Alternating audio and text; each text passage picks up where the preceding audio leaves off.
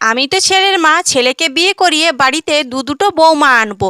আর আমার দুটো সন্তান তো কি হয়েছে, যে ছেলে আমার বেশি ইনকাম করবে তাকেই তো আমি বেশি ভালোবাসবো। আর যে ছেলে বেশি ইনকাম করবে তার বউর হাজার দোষ গুণ থাকলেও সেগুলো আমি চোখেও দেখবো না আর কানেও শুনবো না।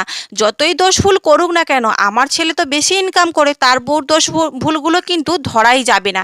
আর যে ছেলে বেশি টাকা ইনকাম করে না, তার সাথে ভালো ব্যবহার তো দূরের কথা, ভালো কথা বলারও প্রয়োজন পড়ে না। কারণ কি, সে তো বেশি টাকা ইনকাম করে না। সেই ছেলে যখন বেশি টাকা ইনকাম করে না, তার স্ত্রীর সাথেও ভালো ব্যবহার করার কোনো প্রয়োজনই পড়ে না। কারণ সে কি আমাকে বৃদ্ধ বয়সে দেখবে নাকি? যে ছেলে আমার বেশি টাকা ইনকাম করে সেই তো আমাকে বৃদ্ধ বয়সে দেখবে।